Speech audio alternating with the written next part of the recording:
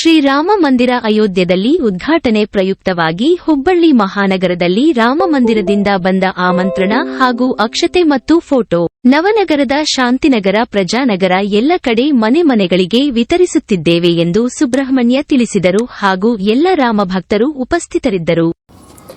Jai Shriram.